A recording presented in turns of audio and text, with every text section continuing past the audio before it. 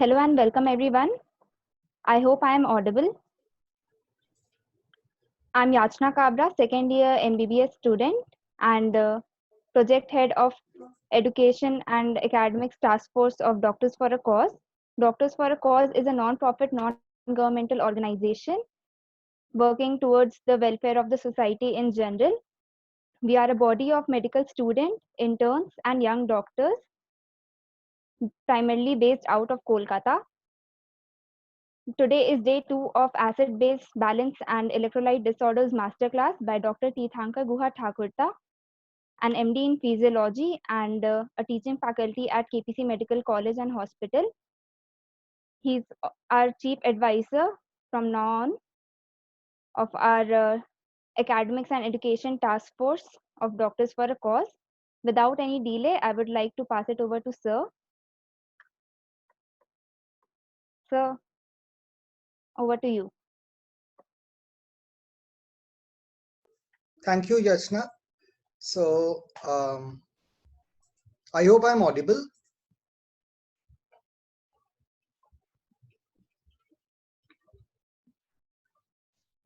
Okay, fine. So we'll start.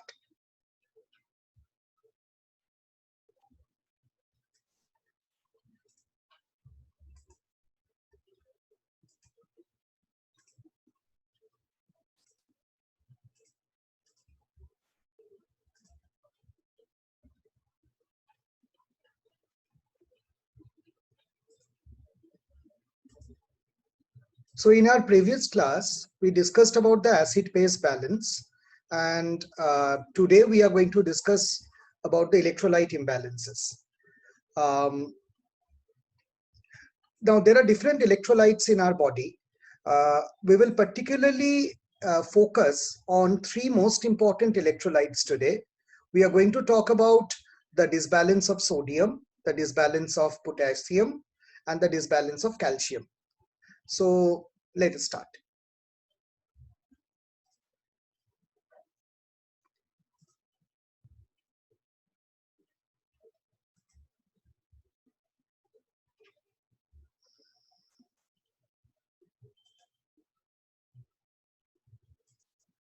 Just a minute.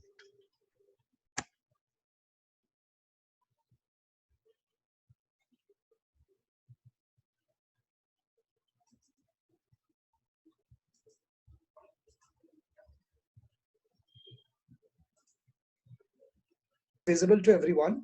And as the previous day's class, in today's class also will follow the similar format. So I'll give you some questions for pre-evaluation, which you will try to answer. Doesn't matter if they're right or wrong. And based on those questions, we'll move on to our subsequent discussion and get back to the same questions again to see whether we were right or wrong.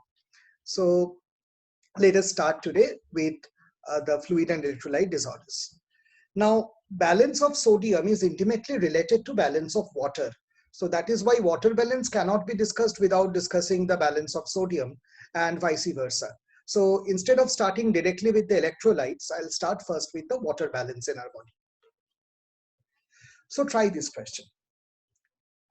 Major part of the total body water is located in which compartment?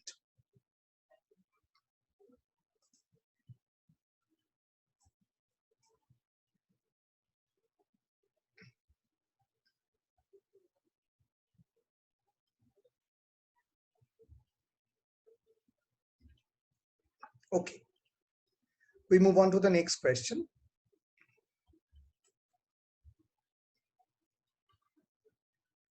Total body water can be measured by using what?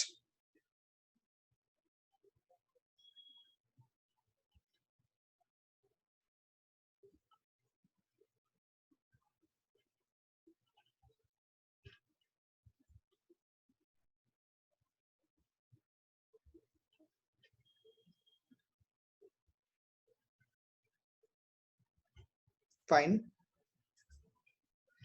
Try this one. Extracellular fluid volume can be measured by using which method or which reagent?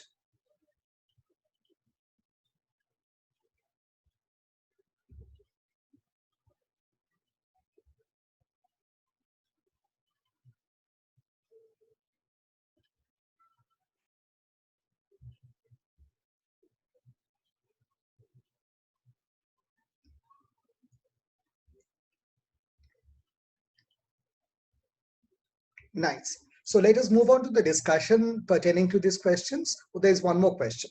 Total body water can be clinically estimated. That is estimated at the bedside by using which method?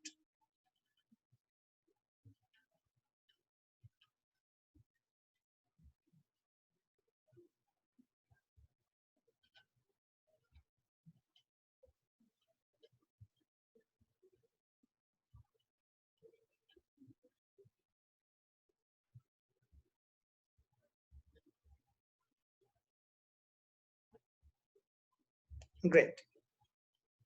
So see, we know that approximately 50 to 60% of the total body weight is water. And you were right, 2/3 of the water is intracellular.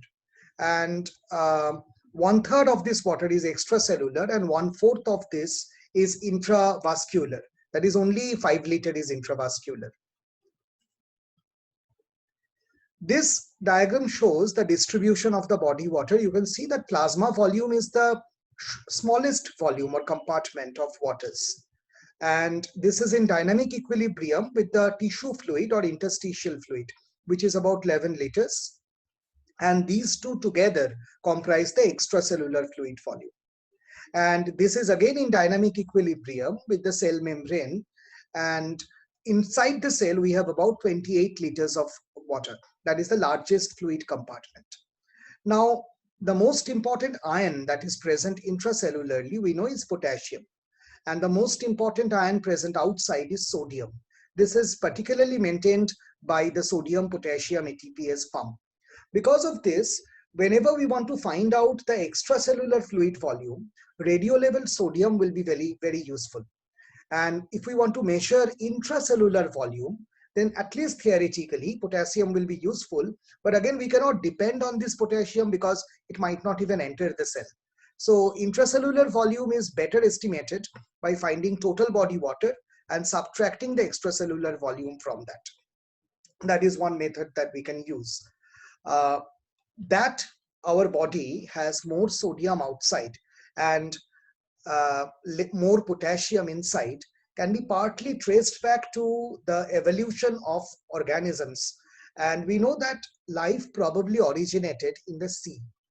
So as life originated in the sea, the first organic soup that was formed in the ocean, which was bound by the micellar interface to form the first primordial cell or the co-servate, probably had seawater along with some organic compound as the first cytoplasm. So this high amount of salinity that is present outside and inside will compromise proper movement. So by natural selection, only those organisms could survive who could withstand the high salinity of the seawater all around them.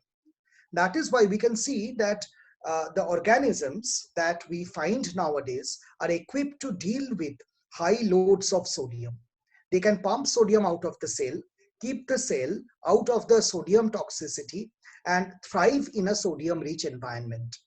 So it is not surprising that the intracellular sodium concentration is around 10 to 15 milliequivalent per liter only, whereas the extracellular concentration is as high as 135 to 145 milliequivalent per liter.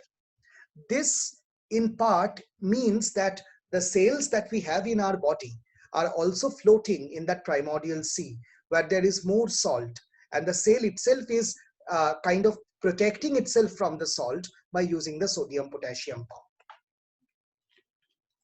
This also partly explains why all living cells have sodium potassium pump. Cells without a sodium potassium pump cannot survive. Now coming to the water balance of the body. Water may be lost from either or both compartments, that is intra or extracellular, depending on what pathology we are dealing with. And the changes in the best evaluated by documenting the changes in body weight, as we just now said. The reason is because rest of the parameters like pulse, blood pressure, jugular venous distension, they are hemodynamic parameters. Hemodynamic parameters give idea about the effective circulatory volume, that is perfusion pressure, how much blood is entering the tissue, not necessarily how much blood is present in the body. That is why you will see in states of edema like nephrotic syndrome, we measure the body weight every day and record that. It indirectly gives us an idea of how much water is accumulating in the body or whether we are able to maintain a negative water balance. Quantitative measurements can be done using invasive methods like central venous pressure or pulmonary wedge pressure, or non-invasive method like we can use echocardiography to find out the cardiac output. But these again give you hemodynamic values and not the total fluid volume values. To find the total fluid volume, we need other techniques which are more commonly used for research or basic physiological research. So we can use various markers to be diluted in the compartment and then see the degrees of dilution. And indirectly, we can find out how much the volume of that compartment is. Basic rule is you choose a molecule that will be only confined to that compartment and not go to the other compartment. Because water and the molecules like antipyrin are highly soluble and therefore they can enter any compartment. So they are useful in finding out the volume of total body water. Sodium is the most important ion that distributes in the extracellular fluid. So radioactive sodium will be useful in finding out extracellular fluid volume. The same applies for other substances like inulin, thiosulfate, iothalamate. These are compounds that can distribute all over the body but cannot cross cell membrane. So they will not be entering the cell. They will only distribute in extracellular fluid. Intracellular fluid, as I told you, is difficult to find out. Even with potassium, we cannot find out because it may not enter the cell. So we find out the total body water, we find out the extracellular fluid volume, and the difference between the two gives us the intracellular fluid volume. To measure the plasma volume, you choose a molecule that will be confined to the blood vessel and not go out of the blood vessel. So we can choose radio iodine labeled albumin for this purpose because albumin never escapes the blood vessels. We can also use large molecules like Evans blue dye, which will be confined to the blood vessel and not go outside. Blood volume, that is not only plasma volume, blood including the RBCs can be measured by chromium labeled RBC. Or we can also calculate this as plasma volume divided by 1 minus hematocrit. The hematocrit can be easily calculated in the laboratory. Interstitial fluid again cannot be measured directly. So we find out the extracellular fluid volume and plasma volume, and the difference tells us the interstitial fluid volume. So this is one way of measuring the different kinds of compartments of fluid in the body. And this is also known as the dye dilution or indicator dilution techniques. Try this question. So between aldosterone and ADH, which function or functions are common between them that both of them can do?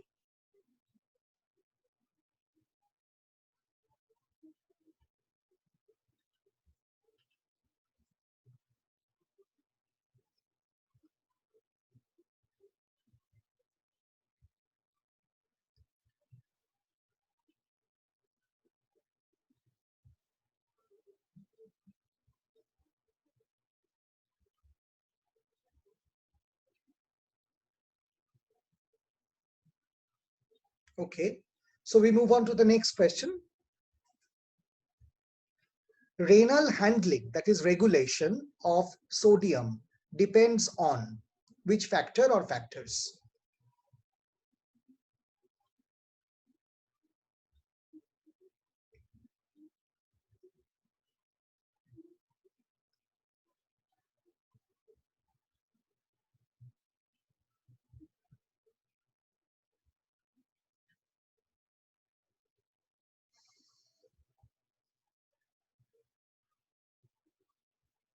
Okay, so moving on. Sodium potassium pump helps in which function?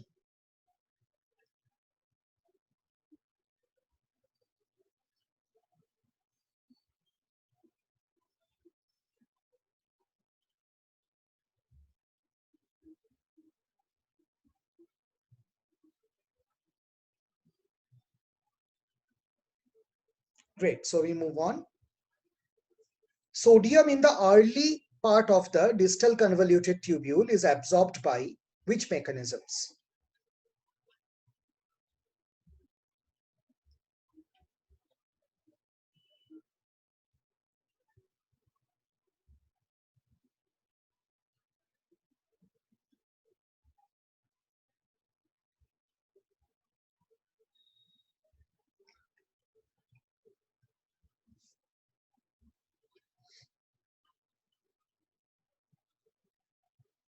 Okay, so then try this one. Sodium in the proximal convoluted tubule is absorbed by which mechanism?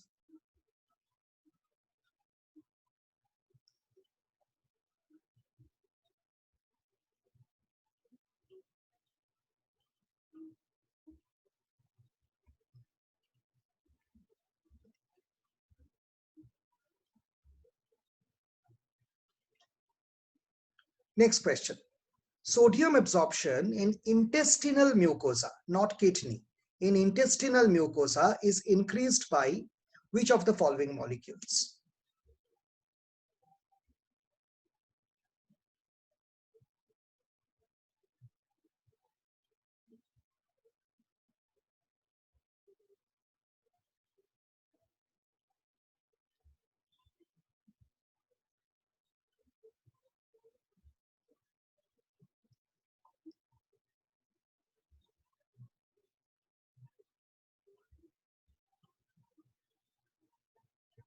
Okay. Sodium reabsorption is increased by all except. So which one does not increase the sodium reabsorption?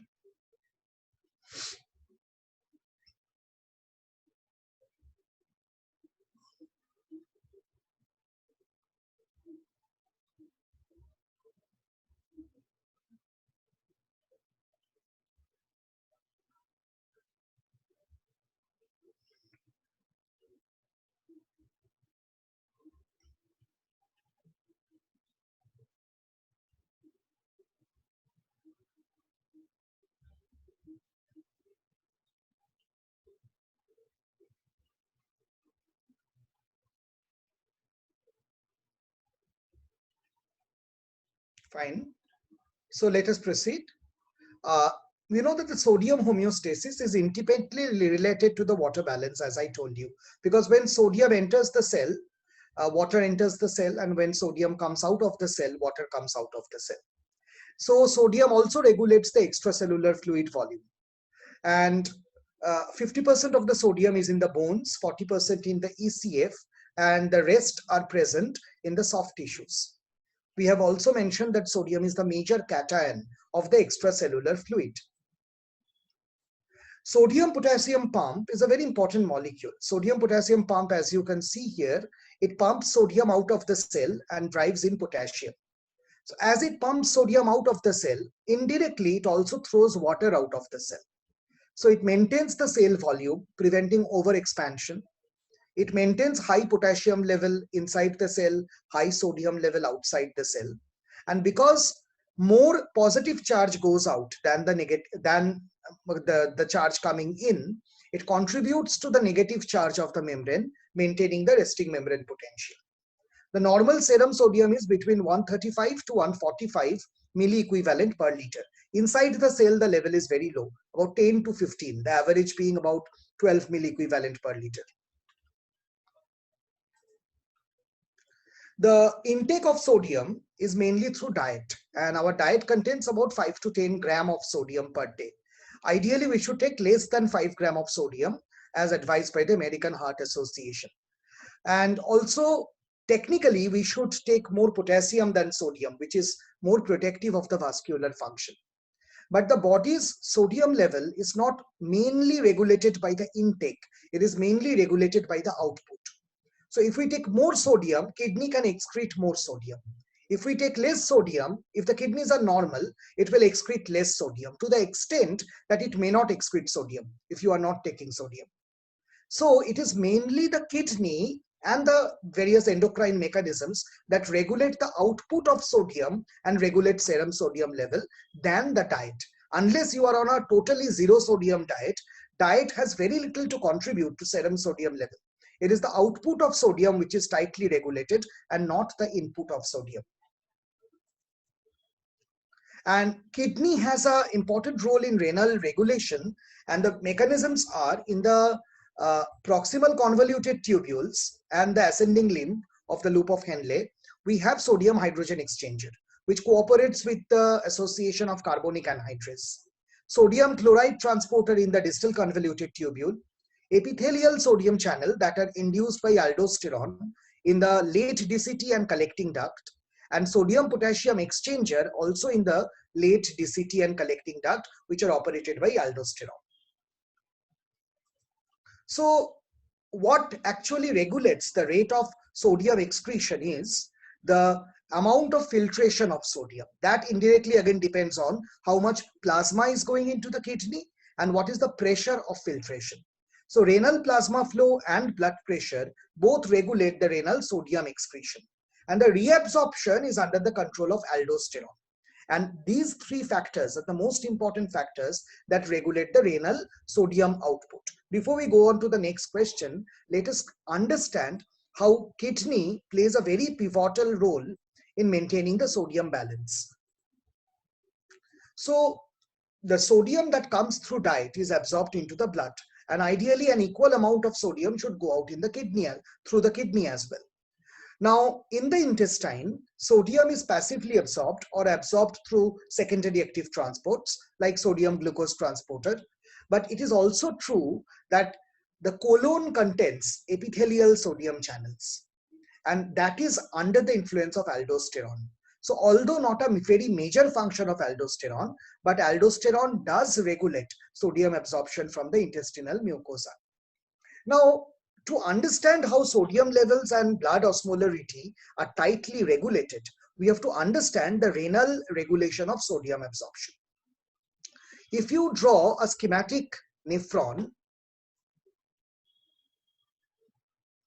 suppose this is the glomerular cup, this is the proximal convoluted tubule,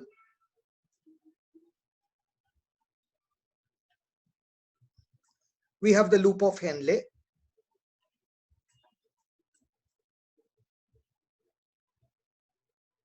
and the distal convoluted tubule,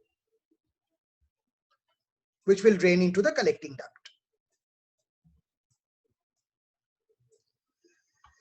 Sodium absorption is closely coupled with water absorption in these places. In the proximal convoluted tubule, about 2/3 of the total sodium and water are absorbed. This absorption is known as the obligatory absorption of water.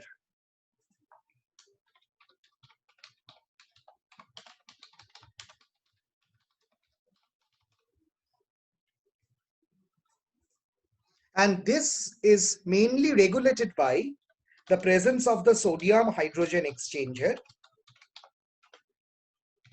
the sodium glucose transporter, mainly SGLT2, but also some SGLT1 are present. Various other co-transporters like sodium amino acid or sodium vitamin transporters.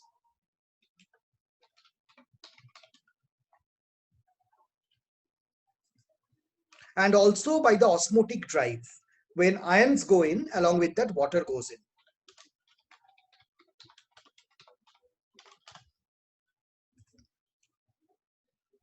In the loop of Henle, around another 15 to 20% of water will be absorbed. And that is known as osmotic absorption of water.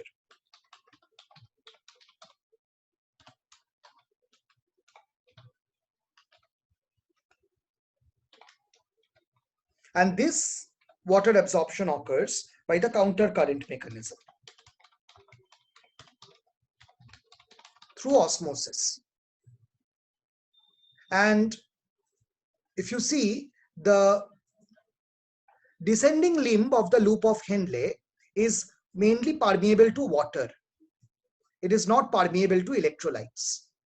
Whereas the ascending limb of the loop of Henle is permeable to electrolytes, but it is not permeable to water. So from the ascending limb of the loop of Henle, there is operation of the sodium, potassium, twice chloride symport. This creates an osmotic gradient with the help of which the water in the descending limb comes in. And this whole amount of fluid and electrolyte which is coming in drains out with the help of the vasa recta, which is constantly taking the blood away, washing away whatever is coming in. For this reason, the vasa recta has been called the counter current exchanger, that exchanges materials between the interstitium and blood. And the loop of Henle has been called the counter current multiplier.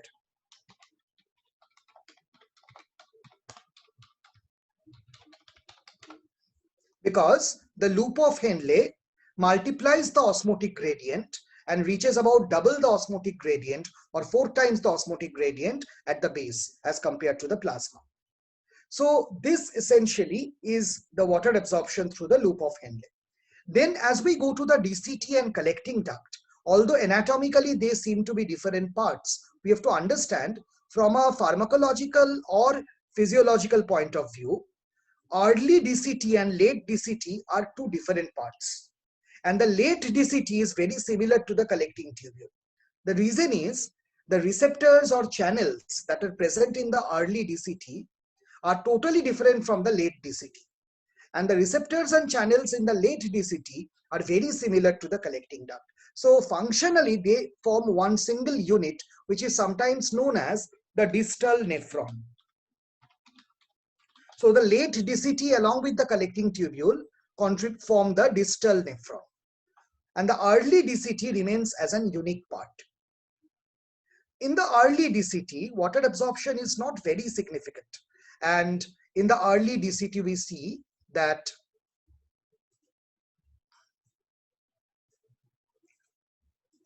there is mainly absorption of sodium chloride through the sodium chloride symport.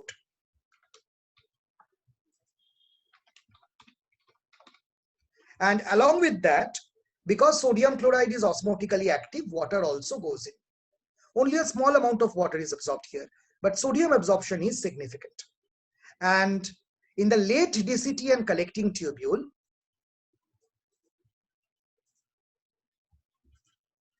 there is operation of 2 very important hormones. This is actually the site where the renin-angiotensin aldosterone system works. With the help of 2 important hormones, aldosterone and ADH or vasopressin.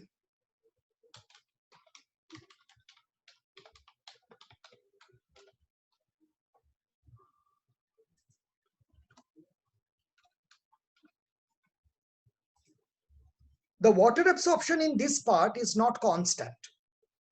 If the body needs more water, then water absorption in this part increases because of upregulation of renin-angiotensin system. If the body is overhydrated, then the renin-angiotensin system is shut down and water absorption in this part decreases. Because it is not constant and it can be modified, it is also called facultative water absorption.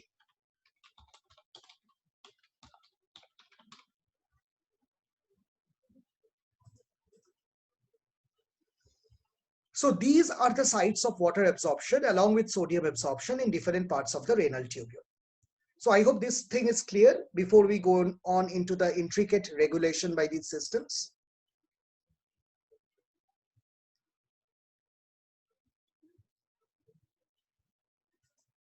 Fine. So understand that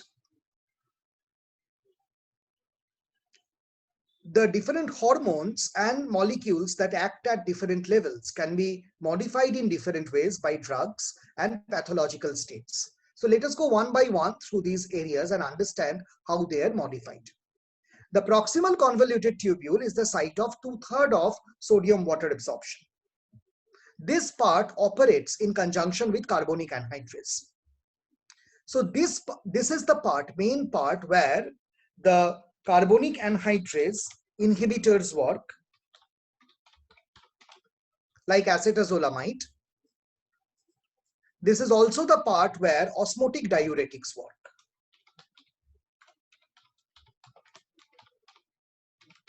By abolishing the osmotic drive.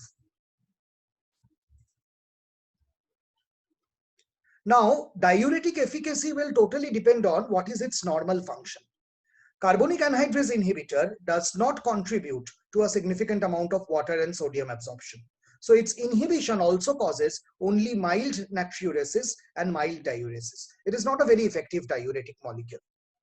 This is also the part where the sympathetic nerves play an action.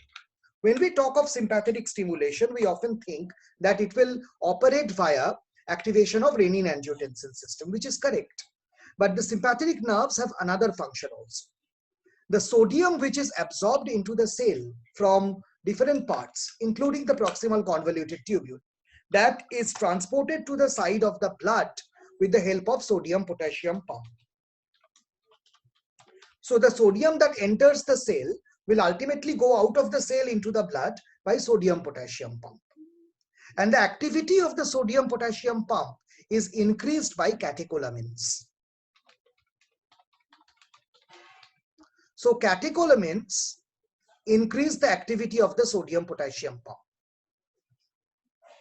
This is the mechanism by which the entry of sodium into the cell and out of the cell into the blood vessel increases because of increased activity of sodium-potassium pump. That is why sympathetic overactivity not only activates renin-angiotensin system, but also increases significant sodium water absorption from the proximal convoluted tubule as well. Coming to the loop of Henle. Loop of Henle is the site of action of two important diuretics. The osmotic diuretics again, because these diuretics disrupt the osmotic gradient, and also the so-called loop diuretics that block the sodium-potassium twice chloride symport and disrupt the osmotic gradient. The distal convoluted tubule is where the sodium chloride symport works. That is the site of action of the thiazide diuretics. And the collecting tubule and late DCT is the site of action of aldosterone antagonist and ADH antagonist.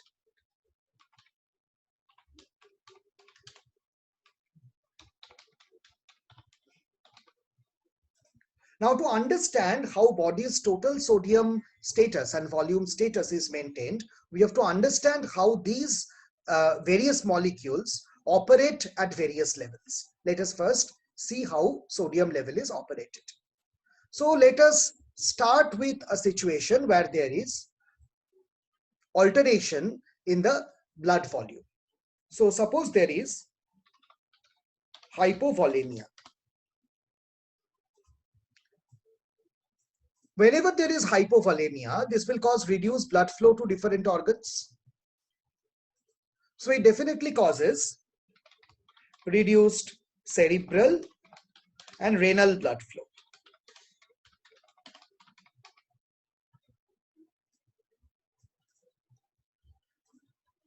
The reduced cerebral blood flow causes sympathetic overactivity.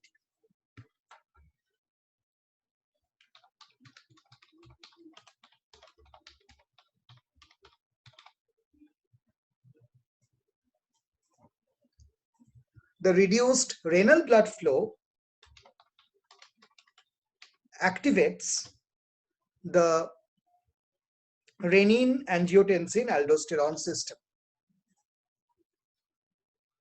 Due to activation of the renin-angiotensin aldosterone system, I am jumping the steps, skipping the steps. Finally, there will be rise of certain chemicals.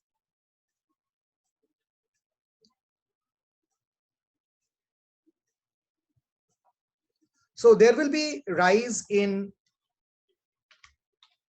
angiotensin 2, which will then cause rise of aldosterone,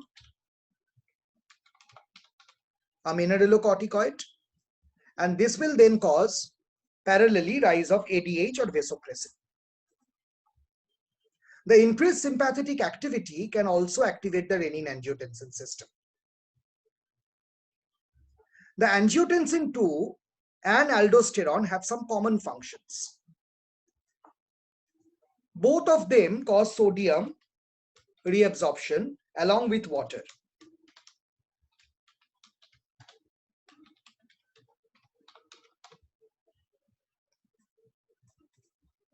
Whereas ADH induces the aquaporin channels and therefore it causes only water absorption.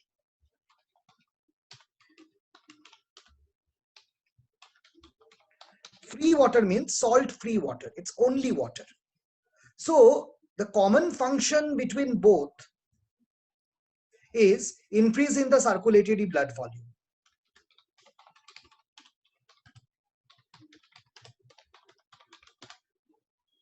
Also the extracellular fluid volume, because they are in dynamic equilibrium. And the different function is, whereas these two mechanisms will increase total body sodium,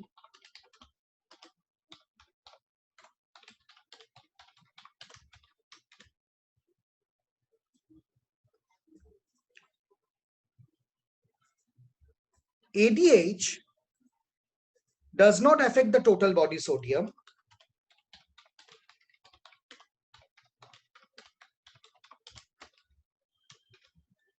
And talking of the concentration, it decreases sodium concentration. By concentration, we mean the density in the plasma, because only water is entering, so there will be dilution, and so sodium concentration decreases. And this causes decreased osmolarity.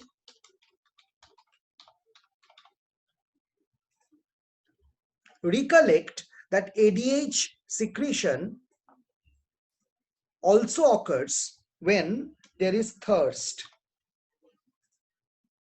And thirst is caused when there is hyperosmolarity.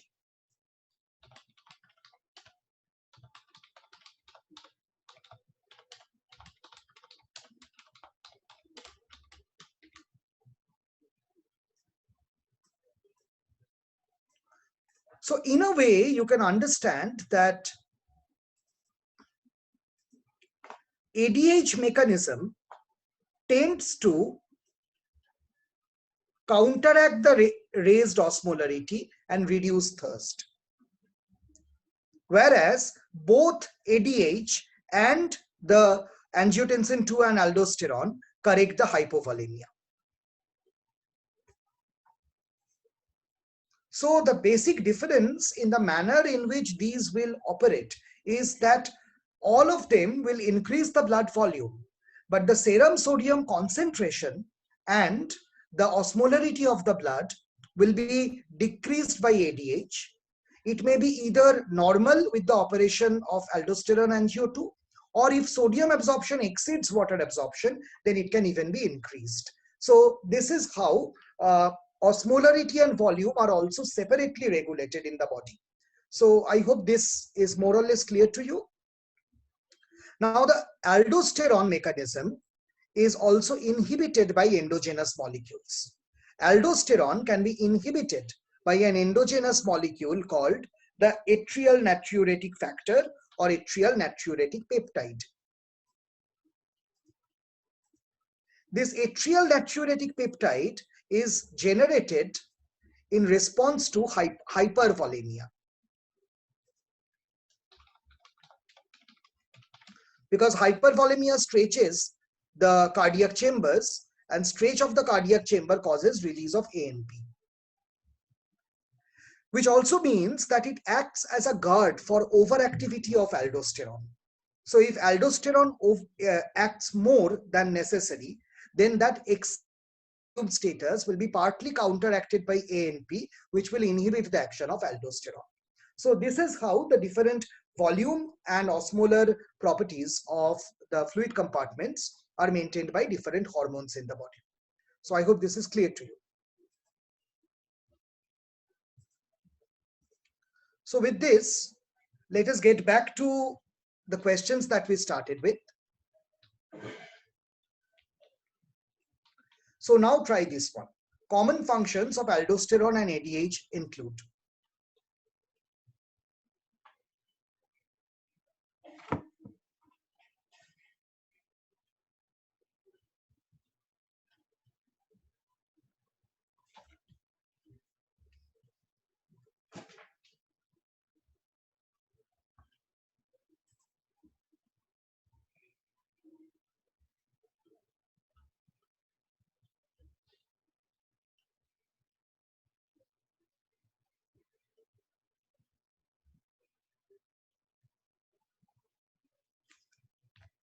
Fine. So the answer is C, expansion of ECF volume. Try this one again.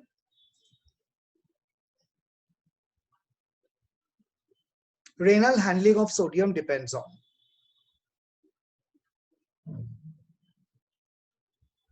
Yes, all of the above. Because A and B determine the filtration, whereas C determines the reabsorption. So finally, it determines, all of these three determine the sodium handling. So the answer is D, all of the above. Sodium potassium pump helps in.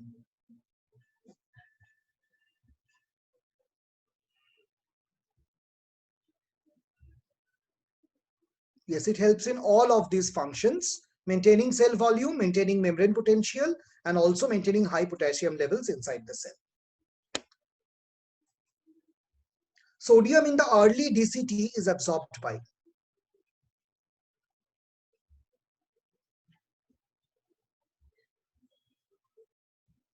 Yes, it is C, sodium chloride co-transport, the thiazide sensitive sodium chloride import system. Try this one. Sodium in PCT is absorbed by.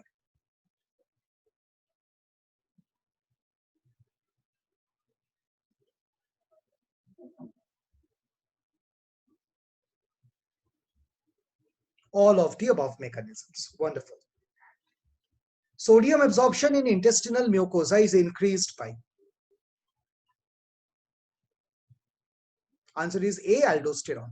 ADH in any way does not affect the sodium absorption, and ANP always decreases sodium absorption. So the answer is aldosterone. Sodium reabsorption is increased by all except. Coming back to this question. So here I will go for the answer E, none of the above. I'm telling you why.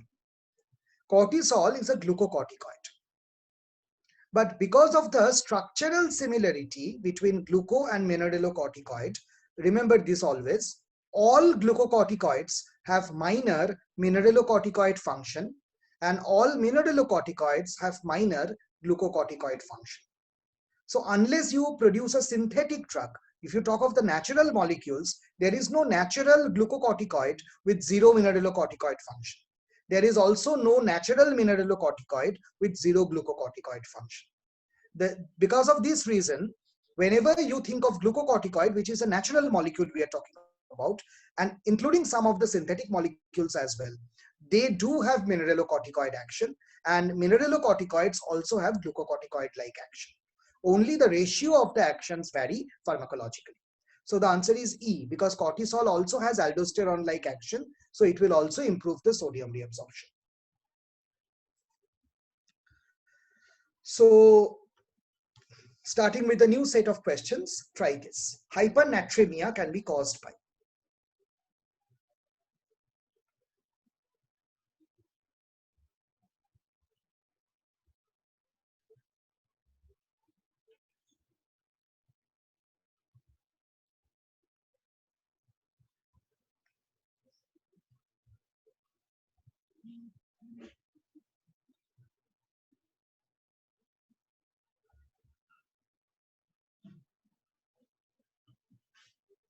Okay, we'll move on to the next question. Again, hypernatremia can be caused by which condition?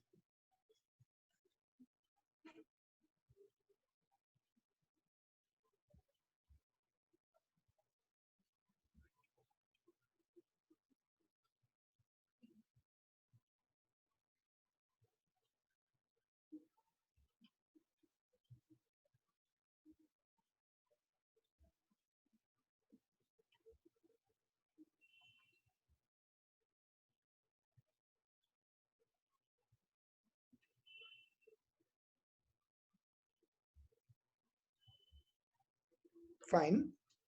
So let us see the causes of hypernatremia. When we talk of hypernatremia, understand the mechanisms are broadly like this. Either there is selective water loss from the body, so sodium is concentrated, or there is excess intake of sodium, or there is reduced output of sodium. There cannot be any other mechanism. So these are the mechanisms. Selective loss of hypotonic solution from the body, or major entry of sodium into the body, or a reduced output of sodium from the body. So let us see how these can happen. Cushing syndrome causes rise in cortisol. And you know cortisol has mineralocorticoid-like action.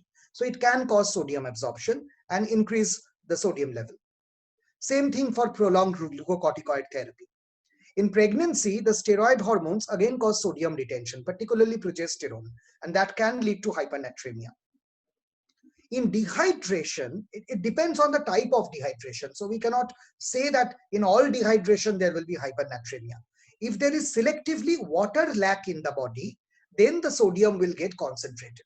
Vomiting, diarrhea, dehydration, they can theoretically cause both hypernatremia and hyponatremia, depending on the composition of the fluid that is going out. Is it an isoosmotic fluid going out? Is it a hypotonic fluid going out? Or is it a hypertonic fluid going out? So sometime in severe dehydration, the cause is reduced water intake. So as selectively water intake is reduced, the sodium can get concentrated, and that can lead to hypernatremia. Similarly, primary hyperaldosteronism. Aldosterone is increased. So if it is something like Conn's syndrome, so that will cause sodium reabsorption. Elderly patients with poor water intake, because sometimes the thirst center or the osmoreceptors become less responsive.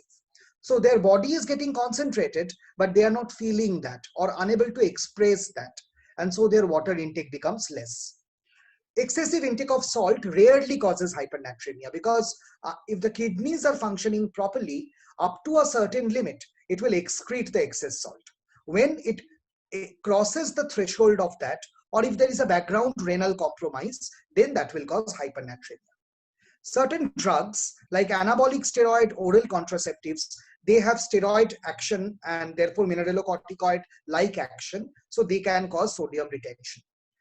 Coming over to the osmotic diuretics, this is very interesting. Osmotic diuretics on transient use can cause hypernatremia. On prolonged use can cause hyponatremia. And the mechanism is very interesting. You know that osmotic diuretics, what is the principle of action? Osmotic diuretics get filtered into the renal tubule. And from there, it holds the water, allowing not the water to get absorbed because they are osmotic particles. As they are themselves not absorbed, so along with the water, they go out of the body. So the criteria for osmotic diuretic is they are freely filtered, but not freely reabsorbed. Then these molecules can behave as osmoles. So suppose you give injection mannitol. Mannitol is filtered into the renal tubule. There it holds all the water. So as mannitol is going down, water is also going down out of the excretory system.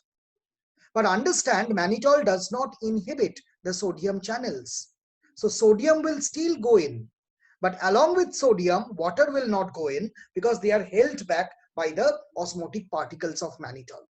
So transiently, there will be sodium absorption without water absorption.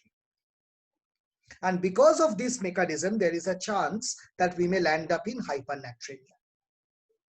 However, when you use the osmotic diuretics on a prolonged basis or at very high dose, the flushing action of so much of water going along the renal tubule also compromises the sodium absorption in the lower part of the nephron.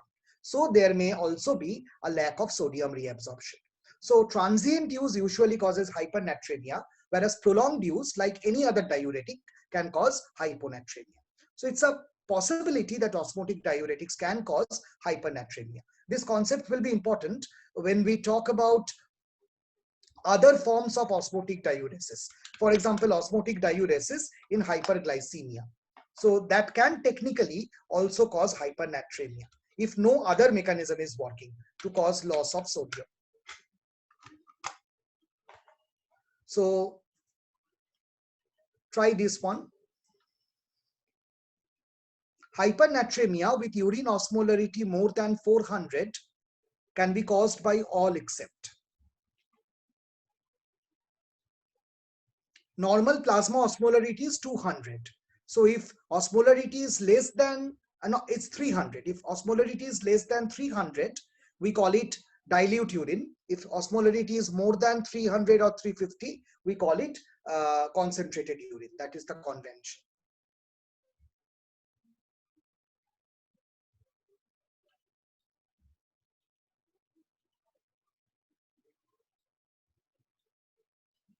Okay, so we got some answers. We'll proceed. Hypernatremia treated very rapidly can cause what? So the general rule is you don't treat hypernatremia rapidly. What is the reason that hypernatremia should not be rapidly treated?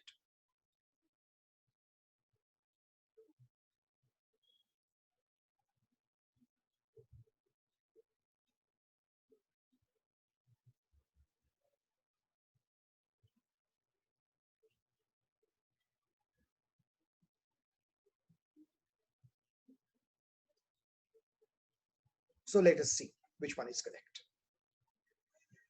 See, the concept of urine osmolarity is not as difficult as it looks like. It's a very easy concept. A person with hypernatremia has come to you. If the person has hypernatremia, that means that either sodium is in excess in the body, or it is possible that the water is selectively going out of the body. Now, if the water is selectively going out of the body, it must go out by some mechanism. It can go out by dilute sweat. It can go out by dilute vomiting. It can go out by hyperventilation, where the water goes out as water vapor, or it can go out as dilute urine. So only in the last condition, in case of dilute urine, urine osmolarity will be less. In case of respiratory water loss, cutaneous water loss, gastrointestinal water loss, those fluids are dilute. So renal system tries to conserve water due to activation of renin-angiotensin system. So urine becomes concentrated. So a concentrated urine but high sodium means water is definitely lost, but it is lost not from the kidney but from other sources. So urine osmolarity high means the renal water conservation is normal. So the loss must be renal. So it can be caused by excessive sweating. We are assuming dilute sweat, respiratory tract loss like hyperventilation, or bowel movements, that is a dilute watery diarrhea. Rarely it can be due to renal loss, where the high osmolarity again is not due to sodium because of some other molecule like osmotic diuresis. Whereas urine osmolarity low means it is the kidney that is losing the water. And the only mechanism by which free water is absorbed in the body is by the ADH mechanism. So if free water is being lost by the body, that means ADH cannot work. So it is either a central diabetes insipidus or a nephrogenic diabetes insipidus. So this is the role of measuring urine osmolarity when evaluating hypernatremia. So we'll go back to the previous questions and see the questions that we tried. So this was the first question. Hypernatremia can be caused by. So now you tell me which of these can cause hypernatremia.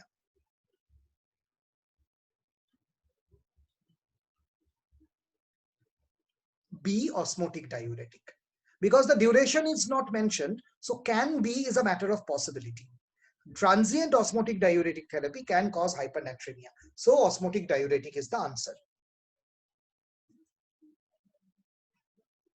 Hypernatremia can be caused by which disease or condition? Here the answer is D. In Cushing syndrome, cortisol causes sodium absorption. Conn syndrome, aldosterone causes sodium absorption.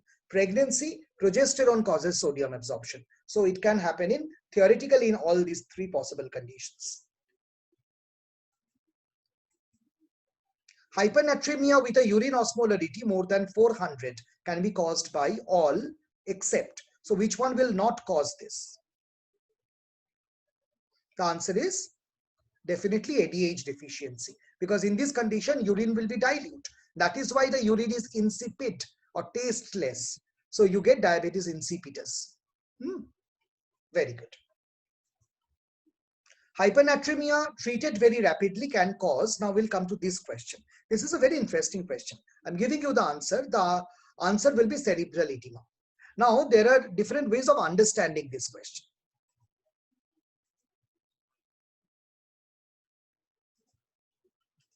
One simple way of understanding is, you remember this always, that sodium affects the brain and the nerves, and potassium affects the heart and the muscle.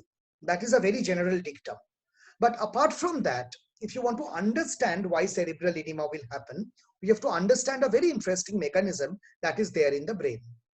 Now suppose, let us draw a few compartments. So suppose this is the brain compartment. This is the brain. And outside this, we have the vascular compartment, that is blood vessels. And in between there is the blood-brain barrier, which is freely permeable to certain things, including water. Now, the nutrition of the brain depends on whatever is coming from the blood through the blood-brain barrier, and excretion also depends on whatever is going out through the blood-brain barrier. In the brain, there is a definite osmolarity, that is the cerebral osmolarity. And in the blood, there is a osmolarity. Ideally, these two should be isoosmotic, so that there is no net diffusion of water in and out. And the result is there is neither edema nor there is shrinkage of the brain. Now suppose a patient is suffering from hypernatremia. So serum sodium is raised. So there is an increase in serum sodium.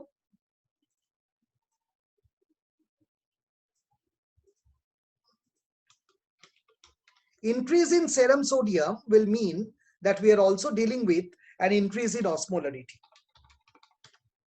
So raised plasma osmolarity. Now there will be a tendency for fluid, theoretically there will be a tendency for fluid to come out into the blood, and there will be shrinking of the brain. This is prevented by the body. Within 4 to 6 hours, brain does a very important biochemical adjustment. We are yet to understand the mechanism very clearly, but it is clear that in the brain, there are some complex molecules, which I am writing as, suppose, MMM stands for a big molecule with multiple bonds. And when brain needs to raise the osmolarity, it splits it. We know osmolarity is a colligative property, depends on the number of particles, not on the molecular weight of the particle. So as a big molecule breaks into multiple small molecules, say therefore the osmolarity increases. And there is a very obscure mechanism of this regulation that it will keep on happening until it becomes equal to the raised plasma osmolarity. Again, in a similar manner, when the plasma osmolarity falls, these molecules will join to form bigger molecule. So the osmolarity of the brain will gradually decrease and will become same as that of plasma. It's a very important mechanism of osmolar regulation by brain, which is also very poorly understood. But this mechanism does happen, and it takes about 4 to 6 hours. So now suppose a patient has come to you with hypernatremia. So the brain has already adjusted, and that is why patient is not having seizure or coma. Now, if you rapidly correct the high level of sodium, your plasma becomes isoosmotic, which is dilute in comparison with the brain. Brain cannot return back to the dilute osmolarity within, in a time span shorter than 4 to 6 hours. So if you do it within 1 to 2 hours, if the correction is done in 1 to 2 hours, then what will happen? Plasma is dilute, inside of the brain is still concentrated, water enters and causes cerebral edema. For the same reason, even hyponatremia should not be very rapidly corrected. So these are the reasons why cerebral edema can happen if we correct hypernatremia very rapidly. I hope this is clear to all of you. So this is the reason why hypernatremia should not be treated extremely rapidly. So what is the principle of treating hypernatremia? So basically you have to treat the underlying cause. Because water is deficient, replace water. And if other electrolytes are missing, you also replace them. The treatment is symptomatic and also etiological. Fluids should be administered over a 48-hour period. And you raise the sodium concentration at 1 milliequivalent per liter per hour. Not faster than this. There is no consensus about at which rate you correct, but it should be slow. That is the general consensus. As I told you, in response to plasma osmolarity, brain cells synthesize idiogenic, that is its own osmoles, which are solutes that cause intracellular fluid shift. And this whole process takes about 4 to 6 hours for compensation. So if hypernatremia is rapidly corrected, then cerebral edema and neurological impairment can happen. Try this question.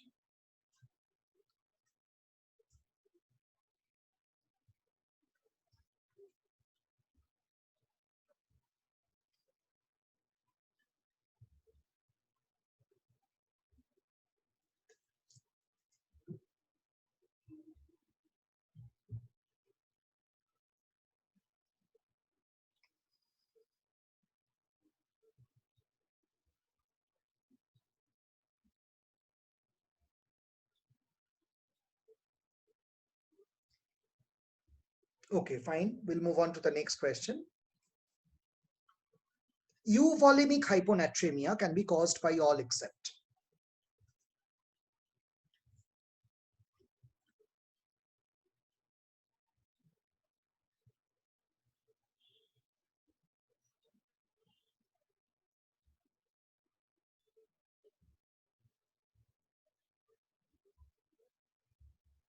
That means which one does not cause euvolemic hyponatremia?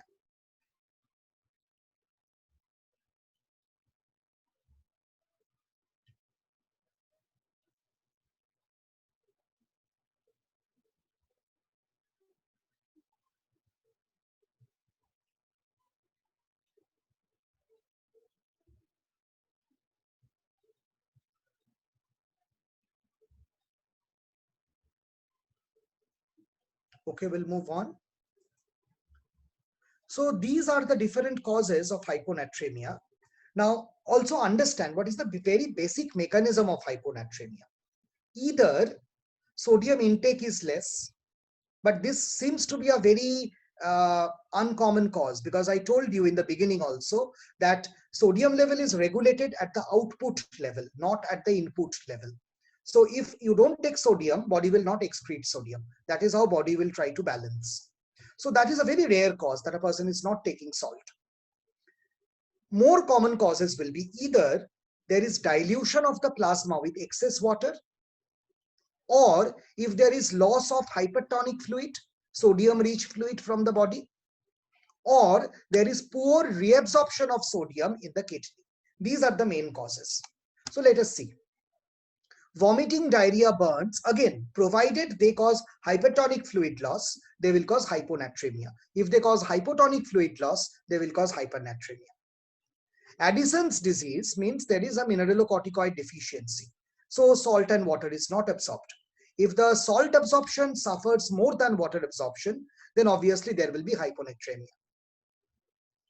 Renal tubular acidosis can be of different types. So one type is where tubular reabsorption of sodium is defective. That causes sodium loss. In chronic renal failure, sodium level can be high, can be normal, can be low. Because kidneys' auto-regulatory capacity is totally lost. And so any possibility can happen. In cardiac failure, there is edema. This is also true for ascites. So there is excess water absorption, which often dilutes the sodium. Hyperglycemia and ketoacidosis. Hyperglycemia alone may cause hypernatremia by osmotic diuresis. But when coupled with ketoacidosis, then the ketone acids like beta hydroxybutyrate or acetoacetate, they bind sodium, forming their salt. and the whole salt is excreted in the urine, and that causes sodium and potassium loss. Excess non-electrolyte infusion, this is very important. If I tell you that what will happen to the serum sodium level if distilled water is injected into the body, will the serum sodium increase or decrease?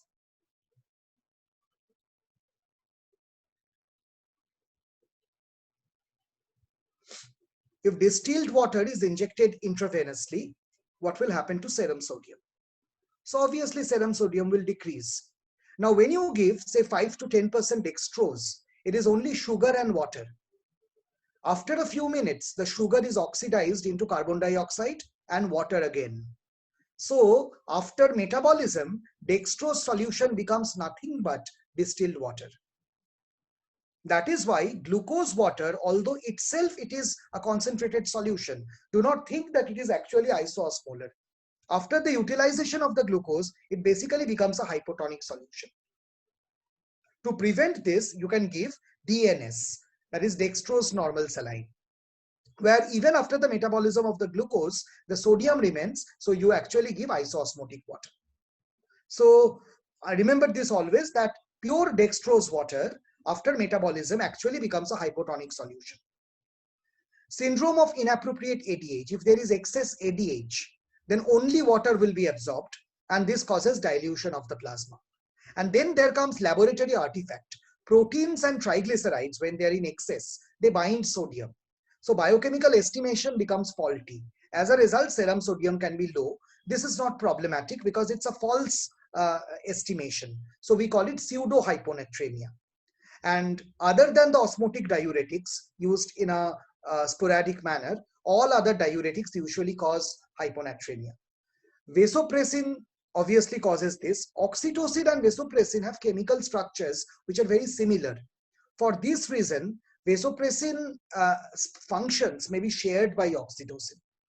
And chlorpropamide is probably the only oral hypoglycemic agent which also can cause SIADH, which can have ADH-like action. So sometimes we funnily say that it is a drug that can be used in both diabetes mellitus and diabetes insipidus, although it is not used in either because we have better options. So now coming over to the classification of hyponatremia, try to understand this chart very carefully. It's not important to remember all the etiologies, but understand the basis of the classification. When a patient presents to you with low sodium level, the first thing that you measure is osmolarity. Remember, sodium maintains the plasma osmolarity. So if you find that the plasma osmolarity is normal, but still the serum sodium is low, remember there is some mistake. It is not very likely. That means you are dealing with some laboratory error.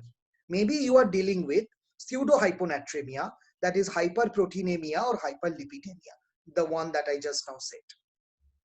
If you think their osmolarity is very high, that means you are dealing with a hypertonic blood and your sodium level is low. That means there is no sodium, that is true, that there must be other foreign osmoles that is increasing the osmolarity. It is causing osmotic diuresis, and that is decreasing the sodium. So it can be hyperglycemia, it can be osmotic diuretic use over a prolonged period of time, or radiocontrast agent, which can also cause osmotic diuresis.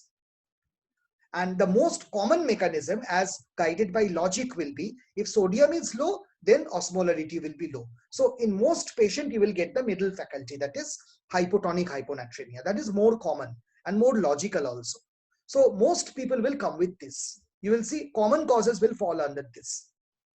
When a patient comes with hyponatremia and is also hypotonic in the plasma, you measure the volume status. Volume status can be measured, as you know, by body weight measurement, and effective volume can be measured by blood pressure, pulse, and jugular vein. So when things go in favor of congestion, we call it hypervolemic status. When there are features of dehydration, we call it hypovolemic status. And when there is neither feature of congestion nor feature of dehydration, we call it euvolemic status. Now think of the condition first, where the total body's fluid volume is increased. So patient has come with edema. Let us go to the right hand panel. That is the hypervolemic status. Think of conditions that cause edema. Simply think of anasarca, heart failure, liver failure, renal failure. And these causes can cause retention of water. The retention of water may be more than sodium, and that can cause dilutional hyponatremia. On the other hand, now come to the extreme left panel, hypovolemia. When the patient comes with hypovolemia, that means fluid has been lost from the body. But then how do you know whether the sodium was lost through the kidney or by other routes? As before in hypernatremia, the rule is very simple. You measure the urine osmolarity.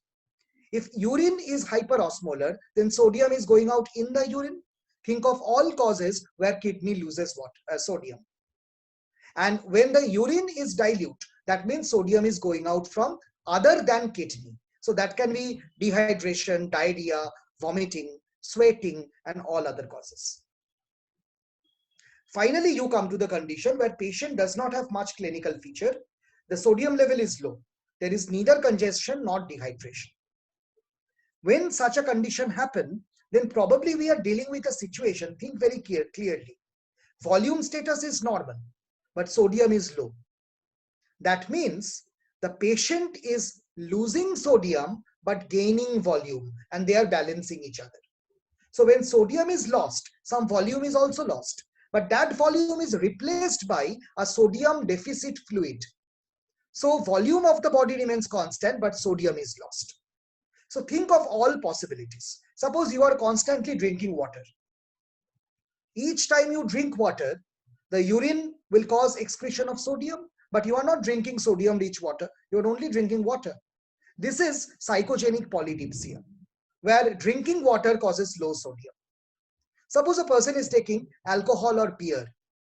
Now the beer or alcohol is sodium deficient, but beer or alcohol stimulates ADH release, and this causes reabsorption of water. So the diuresis caused by the fluid that the man is taking is compensated by the water reabsorption by ADH, but however, the diuresis includes sodium and the reabsorption includes only water because it is ADH dependent. So alcohol-induced or beer-induced potomania, that will be totally a condition where there is euvolemia but sodium loss. Think of SiADH. ADH secretion has increased. So only water is getting absorbed. So total body volume increases, but total body sodium decreases. So you might be now tempted to say, then it cannot be euvolemic, it should be hypervolemic. But whenever body volume increases, the other mechanisms, that is the aldosterone mechanism, is shut down and the ANP mechanism is activated. And they cause loss of sodium and water to maintain body volume for some time. And this maintains the blood volume, but however, sodium is lost. So if you explain all these things, every one of these have different pathophysiology. But if you think logically, you should be able to explain why these are causing hypovolemic status, euvolemic or hypervolemic status. So I hope this is clear, and this is the clinical approach to a case of hyponatremia.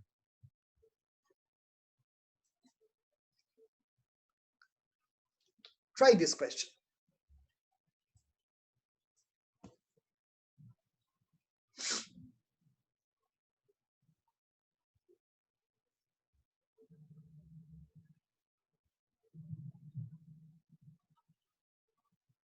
Serum potassium is increased by.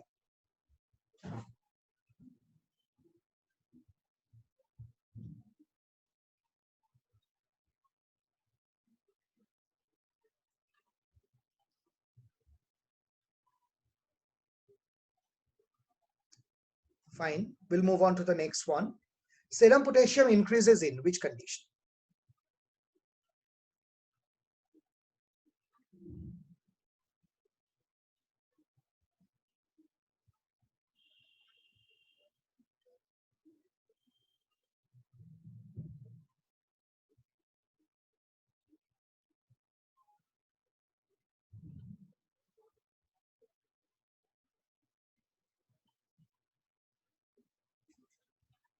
So with this, we will enter into potassium and calcium homeostasis. they are shorter chapters. So maybe before that we can take a break if the organizers wish. So is this a right time to take a break, Yachna and Garima? Yes, sir, it is. Okay. So you carry on with the break. We'll take a break of 5 to 10 minutes and then we'll be back. Yes. Thank you. Thank you. Hi everyone. I think Jaita, are you online? She'll take over for right now.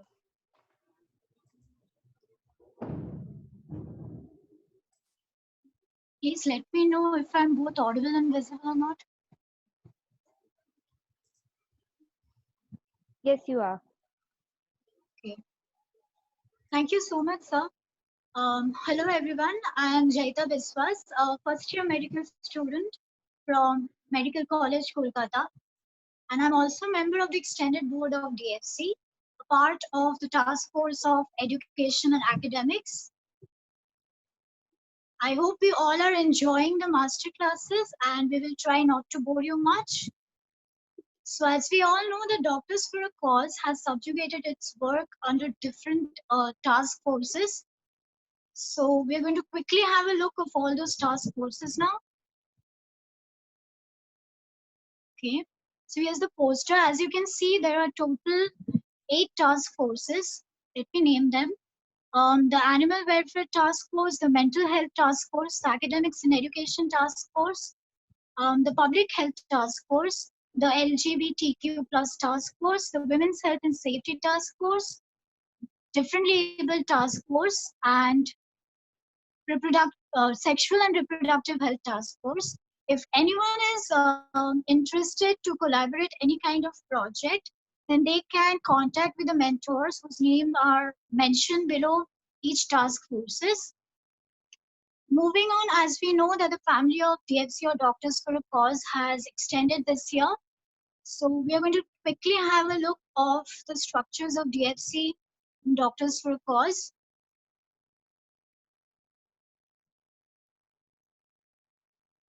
Starting with, we have the core team.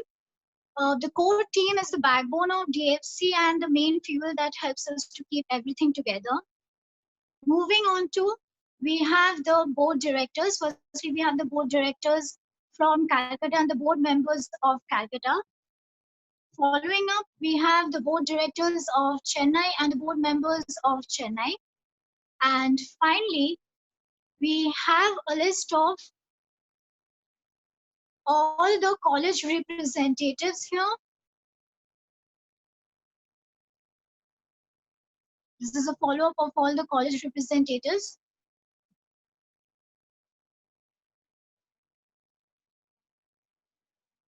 Right. So recently I have joined DFC and DFC has taught me many important things. Firstly, how to work as a team member. DFC pays heed and equal attention to all our ideas and suggestions. DFC helps us to clear our doubt, and DFC gives a warm ambience to work in. It is a lovely family to be a part of, and I'm really happy to work as a member under the family of DFC. So now I'm going to extend it over Garima Didi. Thank you, Jaita. Thank you.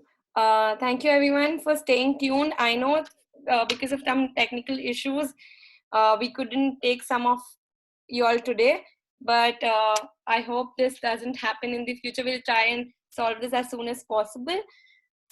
So, sir, I would request you to take over whenever you're ready.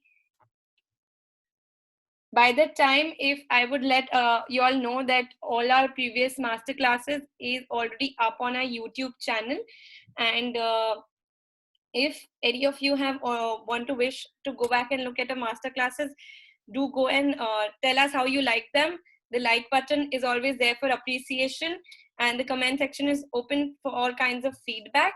Do let us know how you like them. And like Jaita said, if any of you wish for any collaboration or project related requests, the task force heads are always contactable. So do let us know. DFC has grown in this tenure and we're happy to have this big family with us. Hoping to have a good future with these new team members and board members. Sir, I would like you to take over. if you're there. Sure. Thank you. Thank you, sir.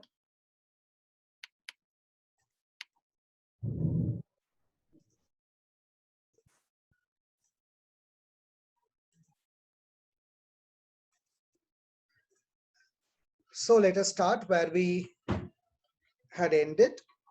So coming to the potassium homeostasis, we all know that serum potassium is much less compared to the intracellular potassium. It is the most important intracellular cation, as we had discussed before.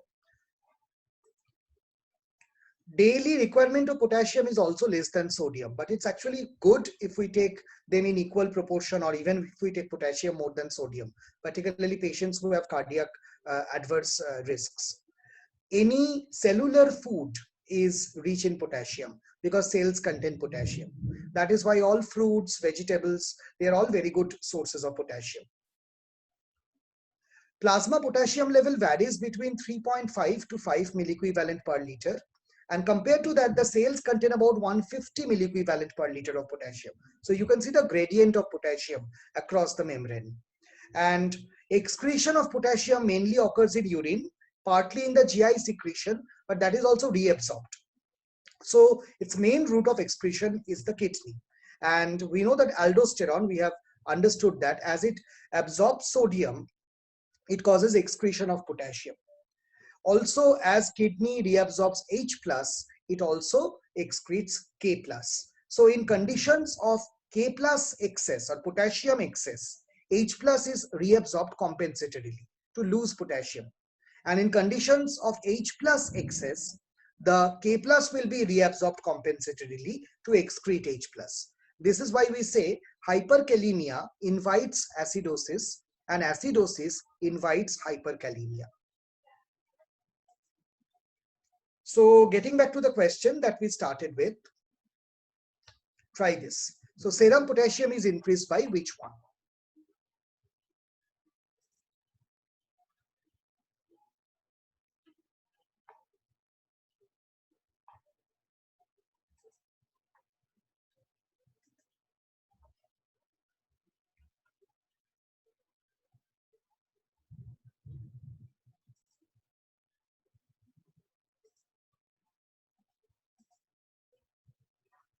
For some reason, there's a technical problem. I think I cannot see the chat box.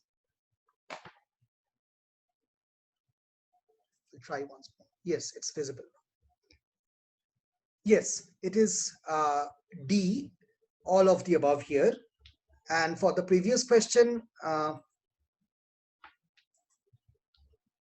serum potassium is increased by, what will be the right answer?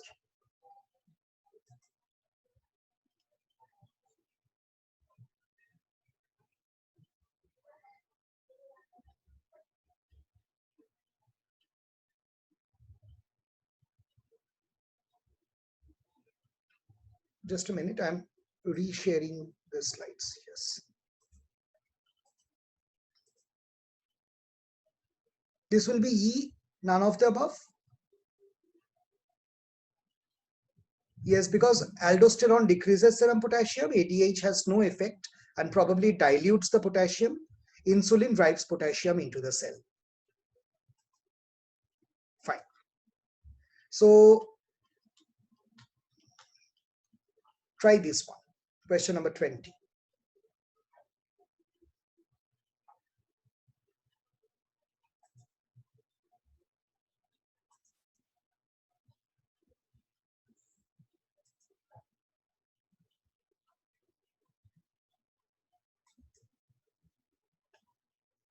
Hypokalemia can be caused by. Okay, so we'll move on to the next question. Hypokalemia with a high urinary potassium can be caused by.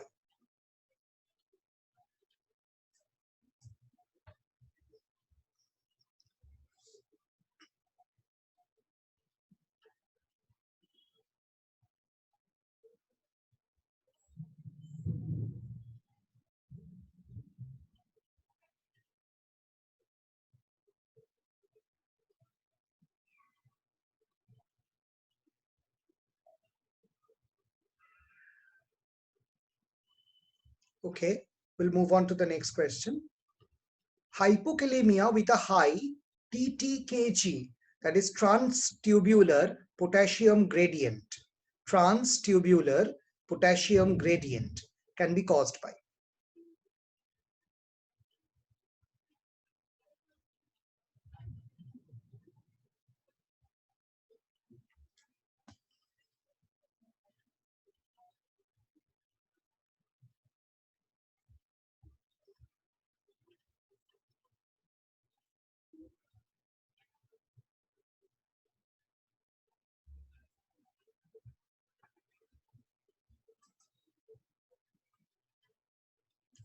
So let us discuss and find out. So when you talk of hypokalemia, as I told you, the main route of potassium excretion is kidney, followed by the GI tract. And the other mechanisms by which potassium can decrease is if potassium enters the cell or if it is diluted. So increased renal excretion occurs wherever aldosterone-like action increases. In Cushing syndrome, as you have by now mastered this thing, that glucocorticoids have aldosterone-like action. Hyperaldosteronism, of course. In hyperreninism, indirectly, there is increase in aldosterone. Similarly, in renal artery stenosis, the renin-angiotensin system is activated, causing increase in aldosterone. In adrenogenital systems, we find that depending on what kind of adrenogenital system we are dealing with, there may be potassium losing nephropathies as well because of lack of the action of aldosterone, because many enzymes are defective in adrenogenital syndrome, and there may be hyperactive aldosterone with reduced sex steroid. That is also a manifestation of certain types of adrenogenital syndrome.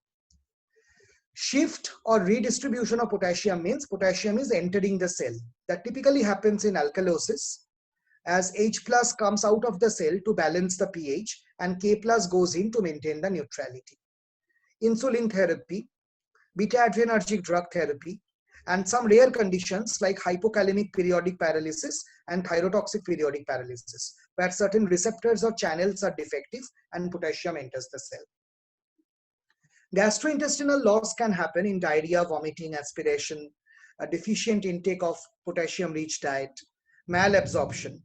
In pyloric stenosis, there is recurrent vomiting, and with the vomiters, the potassium is lost. Also, because H plus is lost, there is, because of the gastric acid being lost, there is an alkalosis that causes potassium to enter into the cell, further aggravating the hypokalemia. There may be intravenous saline infusion that can dilute all electrolytes, including potassium.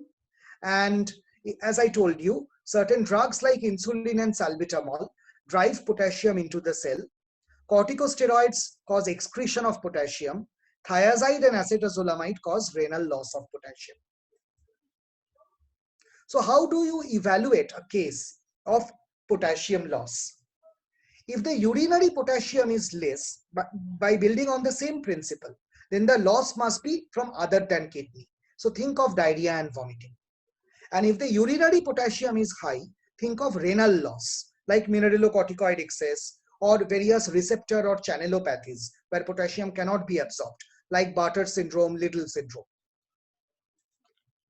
There is one important calculation that we sometimes do, that is called transtubular potassium gradient. So what is that?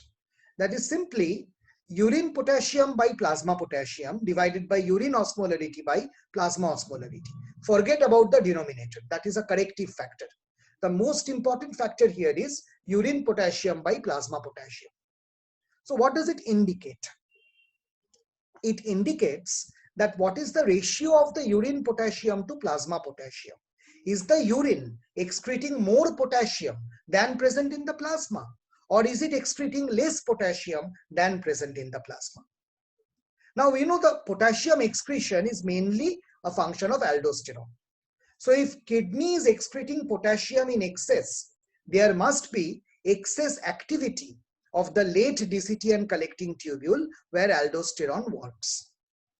So whenever the TTKG or urinary loss of potassium increases, particularly beyond a very high value like 4, that is 4 times of potassium comes out in urine than in the plasma, think of excess aldosterone. That can be due to increased aldosterone, That can be due to increased renin-angiotensin axis activation or similar mechanisms. So with this, we get back to the point where we started the discussion. So hypokalemia can be caused by, what will be the answer?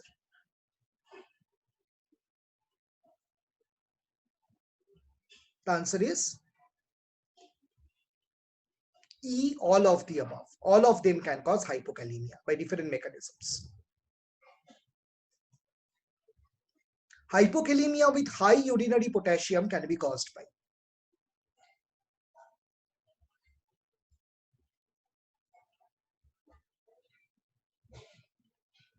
Again, all of the above, because they cause potassium loss from the kidney. Yes. Hypokalemia with a high transtubural potassium gradient can be caused by.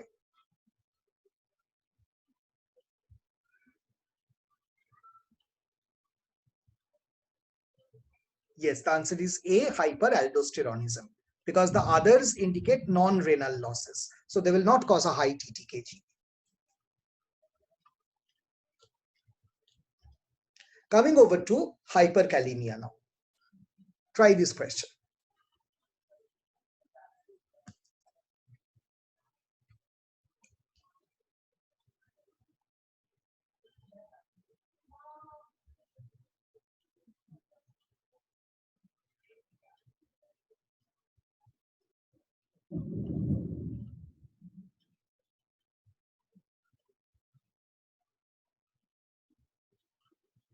Okay, we shall see. Try this.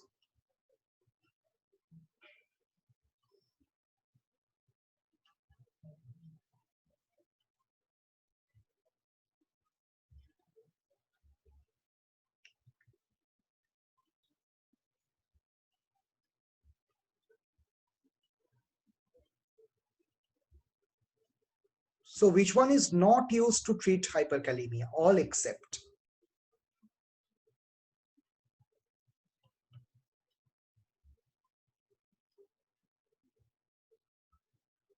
Fine.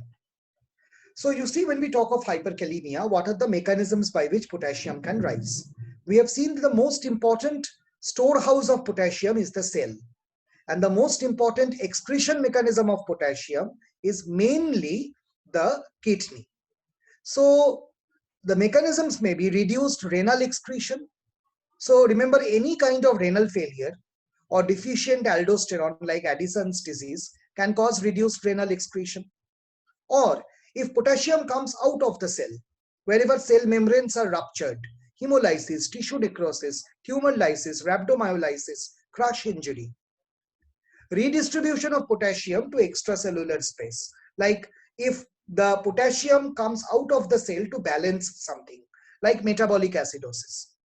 Or insulin deficiency, where potassium cannot move into the cell. Hypoxia, that opens the potassium channel.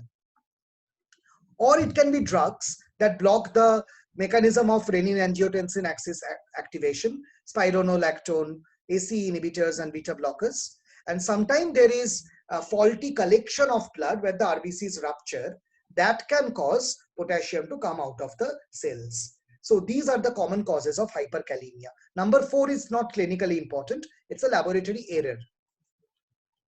So when we treat potassium excess, when you need a more or less immediate therapy, but it's not urgent, it's not causing arrhythmias, then you deal with slowly acting agents. So you can give, say, for example, calcium to antagonize the action of potassium.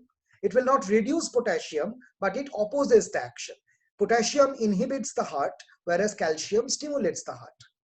You can give bicarbonate, which also causes distribution of potassium into the cell. You can give insulin, because the way bicarbonate works is, if you give bicarbonate, to neutralize it, H plus comes out, so K plus goes in. That is the mechanism. Insulin and salbutamol, that is in USA called albuterol, so they by mechanism cause shift of potassium into the cell. These are the non-urgent treatments. When urgent treatment is needed, you give a loop diuretic like furosemide. It will flush out potassium. You give ion exchange resins orally or rectally that exchanges sodium for potassium. Or you can do a hemodialysis or peritoneal dialysis that will permanently remove the potassium. So these are the treatment modalities that we have for hyperkalemia. So coming back to these questions then, hyperkalemia can be caused by, what will be the answer? See, crush injury causes cell damage, so hyperkalemia can happen. ACE inhibitor can cause hyperkalemia. Now, when you talk of diabetic ketoacidosis, you may be tempted to think that the hyperglycemia will cause diuresis, and also acids will bind to potassium. That fraction is negligible compared to the amount of potassium coming out of the cell due to insulin lack. And so there will be hyperkalemia. The general rule of diabetic ketoacidosis is a pre-treatment hyperkalemia and a post-treatment hypokalemia after giving the insulin. Hyperkalemia can be treated with all except.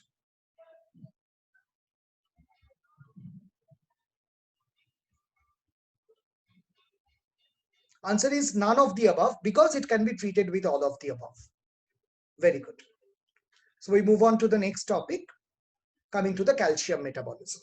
So this is how the normal bone looks like and acts as a reservoir of calcium and phosphate. The normal serum calcium level is 9 to 11 milligram per deciliter, and 50% of that is ionized, 50% is bound to albumin and other calcium binding proteins. A calcium level less than 9 is hypocalcemia, and more than 11 is hypercalcemia. Calcium level is meticulously maintained by different hormones and can be regulated by drugs. So let us first try to answer these questions. Question 25. Serum calcium is increased by.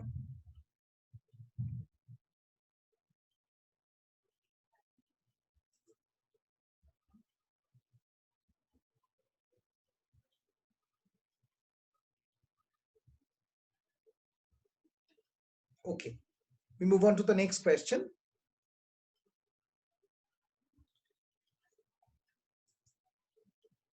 Serum calcium is increased by, again, now this time I'm not using drugs, I'm talking of endogenous molecules.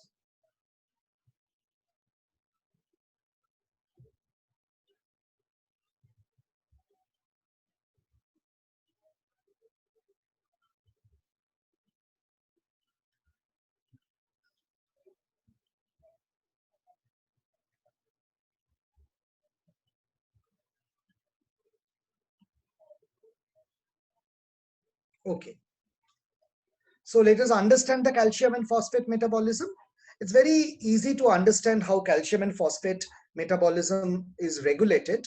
So I'll draw a few simple diagrams to help you understand this.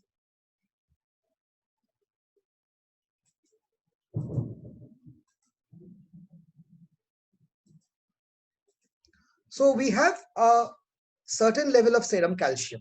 Let us see what happens when serum, or let us separately see how different molecules act to regulate the serum calcium.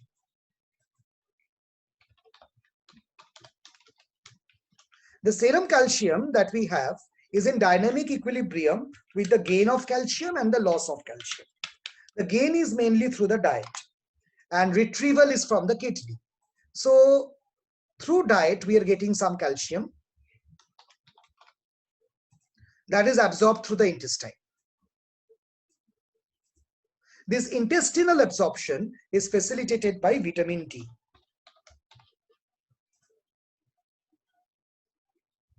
Now, the calcium that comes through diet, again, is in dynamic equilibrium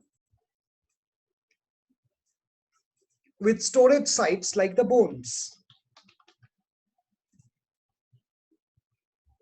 The resorption from the bone and the deposition into the bone are tightly maintained. Deposition into the bone is facilitated again by vitamin D and calcitonin. And the resorption from the bone is facilitated by parathyroid hormone.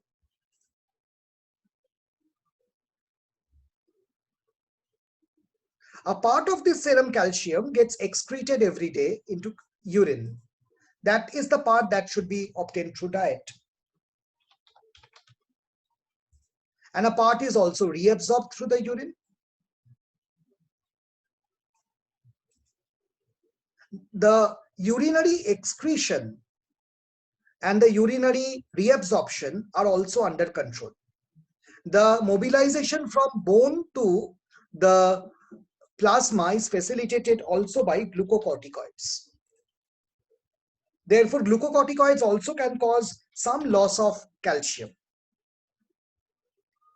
And parathyroid hormone facilitates the urinary reabsorption of calcium. Now you can see that there are many hormones that does opposite things. Like glucocorticoid increases serum calcium and also excretes serum calcium. But remember, the two activities are not of equal intensity. Some activities are more and some activities are less. So if you talk of the dominant action of these hormones, then calcitonin only deposits calcium. So calcitonin has a tendency to decrease blood calcium. Vitamin D under normal dose neither increases nor decreases. It absorbs and deposits, but in excess, it will increase. Parathyroid hormone always gathers calcium from different sources and brings it to the serum. So it always increases the serum calcium.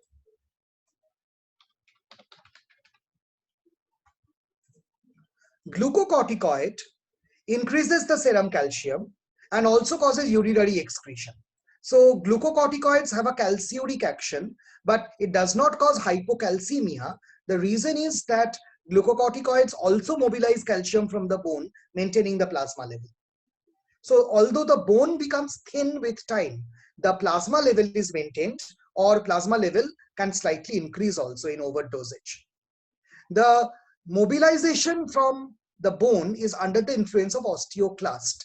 And these osteoclasts are also stimulated by certain cytokines like interleukin-1 beta.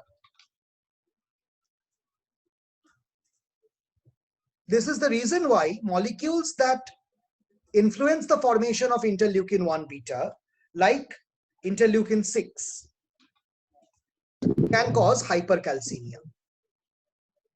And molecules like interleukin-6 can be secreted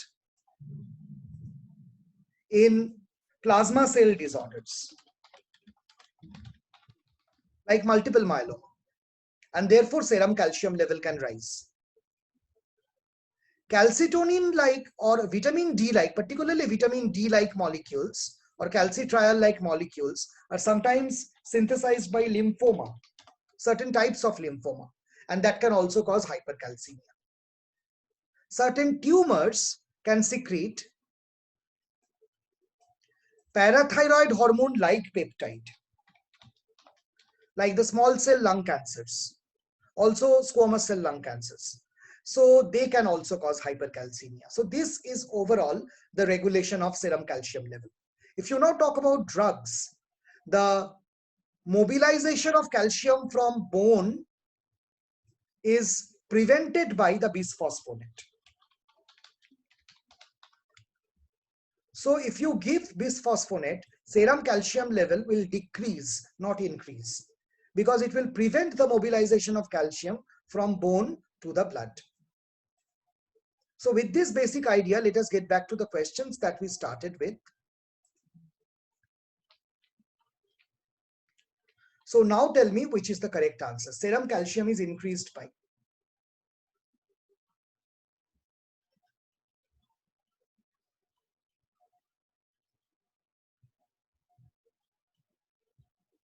The answer is calcitonin. Think and then, so I'm very sorry, answer is vitamin D, that is B, vitamin D. So understand why, because calcitonin decreases serum calcium by depositing it in the bone. Bisphosphonates prevent the release from the bone. Vitamin D only has the probability of raising it if it is given in overdose. So the answer is vitamin D and not all of the above. Serum calcium is increased by.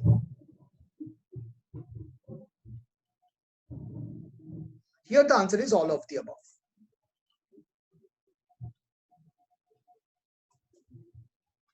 So we have already discussed the mechanisms of calcium metabolism.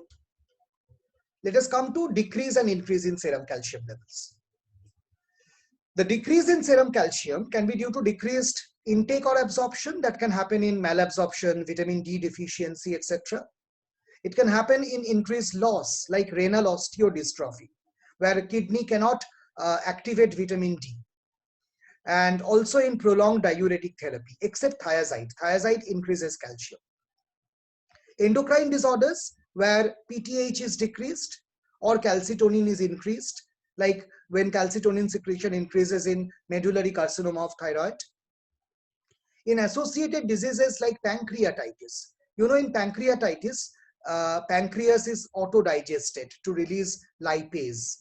The lipase splits omental fat to generate free fatty acid, which binds calcium and forms calcium soap. So there is hypocalcemia. And physiological or iatrogenic causes like decreased response to vitamin D in the old age, hyperphosphatemia that conjugates with calcium, and prolonged use of loop diuretics or phosphated drugs like foscarnet. So how do we manage it? Severe cases can be treated with intravenous calcium gluconate. Asymptomatic patients can be treated with oral calcium with vitamin D. Try this question.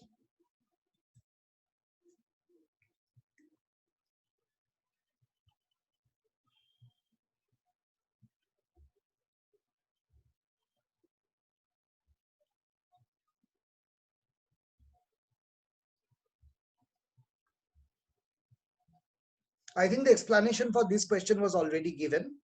So you know the answer will be D. In multiple myeloma, interleukin 1 beta increases, solitary plasmacytoma, interleukin 1 beta increases. In lymphoma, calcitriol-like molecule increases. So if you go into the common causes of hypercalcemia, it can be due to increased absorption, like milk alkali syndrome, where antacids are taken along with milk, or vitamin D excess. Sometimes vitamin A excess can also cause increased intestinal absorption. Endocrine disorders like primary hyperparathyroidism or acromegaly, neoplastic disorders where PTH-related peptides are produced, or lymphoma where calcitriol production increases. Miscellaneous causes can be thiazide diuretic overdose, because thiazide promotes the calcium reabsorption from DCT, granulomatous diseases that produce calcitriol, Paget's disease, hypophosphatasia, and immobilization. They have different mechanisms. For example, hypophosphatasia causes increase in ionized calcium. Immobilization activates the osteoclast and causes increased mobilization of calcium. So how do we treat hypercalcemia? There are some useful therapies, like you immediately hydrate with saline and dilute the calcium. You can also do forced diuresis with a loop diuretic. The reason is all loop diuretics cause excretion of calcium. You can give bisphosphonate that will prevent mobilization of calcium from the bone. So as calcium is lost, it is not replenished from the bone store. And we can also use special therapies like oral phosphate to bind the calcium. Glucocorticoids are sometimes given. Remember, glucocorticoids increase calcium, but here glucocorticoid is only given for some special purpose. It is given at a dose where A, the inflammatory cytokines like interleukin 1 beta, etc. will be suppressed, and the calciuric action will also be promoted. So it has to be monitored. It's not a very good therapy as such for calcium excess. And dialysis can be done with ion exchange surfaces where calcium can be bound. So this in a nutshell is how hypercalcemia can be treated. And this is how we summarize the three most common electrolyte disorders, their excess and deficiency. I hope you understood the physiological basis of how they change and how they cause changes, and what is also the logical basis of using special investigations like urinary concentration, transtubular gradients, and apply that in clinical medicine. So that was today's class. Thank you very much. So the organizers can take over from here.